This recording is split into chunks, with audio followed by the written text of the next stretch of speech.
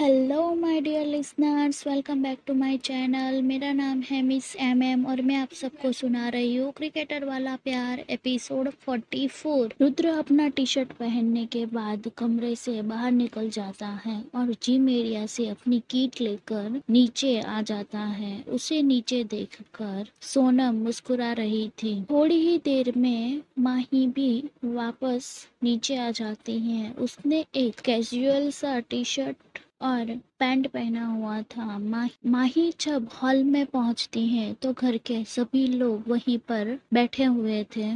तन्मय भी अपना ब्रेकफास्ट करके अंजलि के बाजू में बैठकर वो दोनों कुछ डिस्कस कर रहे थे। माही नीचे आकर सोफे पर बैठते हुए कहती है कि बताओ तुम दोनों क्या लेकर आए हो। माही ये सब बोल तो रही थी पर उसकी नजर सोनम पर थी। सोनम उसे एक आंख से विंग कर लेती है और फिर मुस्कुरा देती है। माही थोड़ा जेब जाती है और दूसरी तरफ अपना चेहरा घुमा लेती है। रुद्र कब से सोनम और माही को ही देख रहा था। रुद्र वहीं पर खड़ा हुआ था और वो सोनम के माथे पर एक चपेट मारते हुए कहता है कि आपका कुछ सादा नहीं हो रहा है क्या। सोनम आउच की आवाज निकालकर कहती है कि पहले तो तुम मुझे मार क्यों रहे हो और मेरा कहाँ सादा हो रहा है। तू ही फास्ट फॉरवर्ड स्पीड से जा रहा है।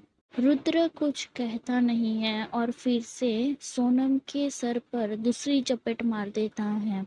सोनम कुछ कहती उससे पहले ही जसप्रीत बोल पड़ता है, तो उसे क्यों मार रहा है, क्या हुआ तुम दोनों के बीच में। जसप्रीत की बात पर रुद्र कुछ भी कहता नहीं है और पर सोनम अपने आईब्रोज ऊपर करते हुए कहती है कि बता दूं। रुद्र कुछ कहता उससे पहले ही माही सोनम से बोल पड़ती है कि आप सब लोग अभी तक यहाँ पर क्यों हो, आप लोगों को काम पे नहीं जाना, आज भी छुट्टी लेकर रखी है। अरे मेरी विटामिन की गोली, हमें तो जाना ही है पर तुम्हारी प्यारी असिस्टेंट ने हमें यहाँ पर रोक के रखा हुआ है। सबको माही ने पूछा तो सब लोग हाँ में अपना सिर हिला देते हैं। माही सवालिया नजरों से अंजलि की तरफ देखती है तो अंजलि कहती है कि हमारे लिए पंजाब नया है। हाँ, हमने अपने सोर्सेस से इंफॉर्मेशन निकाली तो है पर यहाँ पर ये सब लोग वेल नोन पर्सन है और जिसकी इंफॉर्मेशन हमें चाहिए वो कहीं ना कहीं इन लोगों के साथ कनेक्टेड होंगे, इसीलिए हमने सिर्फ क्रॉस चेक करने के लिए इनको यहाँ पर बिठाया है। उसके बाद हम लोग अपना आगे का काम कर सकते हैं। अंजलि की बात सुनकर माही आगे कहती है, अगर सब लोग आ ही चुके हैं तो फिर काम शुरू करो, बाकी सब लोग भी फ्री होकर अपने अपने काम पर जा सके। हाँ, बस स्टार्ट ही करना है। मिस्टर राघव आ जाए उसके बाद। अंजलि ने कहा, मिस्टर राघव वो कौन है, माही ने पूछा। रुद्र भाई के असिस्टेंट, तन्मय ने कहा। माही रुद्र की तरफ एक नजर देखती है फिर अपनी आंखें दूसरी तरफ कर लेती हैं। ठीक है, वेट करते हैं, माही ने कहा। माही अपनी बातें आगे बढ़ाते हुए कहती है कि मन्नू, हमने आपको कुछ डेटा निकालने को बोला था, क्या वो काम हो गया। उसकी बात पर मनप्रीत कहता है कि मैंने अपने असिस्टेंट को बोला है पर उसका रिप्लाई अभी तक आया नहीं है। किसके बारे में बात हो रही है, अंजलि ने पूछा। प्रॉपर्टीज के बारे में, माही ने कहा। हमने ऑलरेडी वो सारी डिटेल्स निकाल ली हैं, सिर्फ आपको क्रॉस चेक ही करना है, तन्मय ने कहा। माही एक नजर तन्मय को देखती है फिर मनप्रीत की तरफ देखते हुए कहती है कि आपको अब डेटा निकालने की जरूरत नहीं है, काम हो चुका है तो आप मना कर सकते हो। वहीं आसपास बैठे हुए सभी लोगों को कुछ भी समझ में नहीं आ रहा था क्योंकि उन लोगों को माही की आइडेंटिटी पता नहीं थी और जो लोग जानते थे वो माही को काम करता हुआ देखकर खुश थे क्योंकि माही अपने काम का नजरिया और काम की बेहतरीन के लिए जानी जाती थी।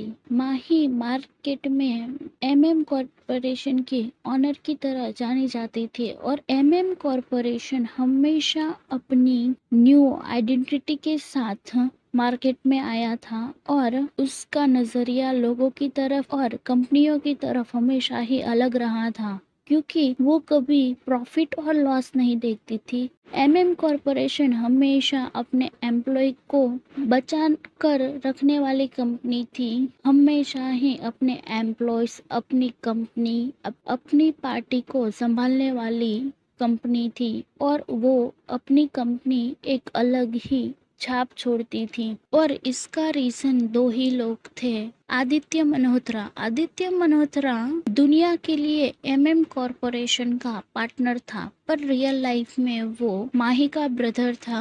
और आदित्य की चालाकी और उसका बिजनेस पावर हमेशा ही एक अलग ही मिशन और विजन के साथ कंपनी को आगे बढ़ाता था। और उसी के साथ माही का एमएम कॉरपोरेशन में finance knowledge, bidding, funding, budgeting और उसकी काइंड नेचर हमेशा ही लोगों के दिल में छाप छोड़ती आई थी। आप कह सकते हो कि एमएम कॉरपोरेशन का सिक्के के दो पहलू थे, एक आदित्य मल्होत्रा और दूसरी माही मल्होत्रा। और दोनों ही कभी एक पिच पर आते नहीं थे, पर दोनों पिछले 7 साल से एक साथ ही काम कर रहे थे। दोनों ही एक दूसरे के साथ हमेशा खड़े रहते थे, कोई भी मुसीबत क्यों ना हो। दुनिया को हमेशा ही लगता था कि आदित्य और माही दोनों ही आग और पानी हैं। दुनिया को ऐसा लगता था कि आदित्य आग है तो माही पानी है,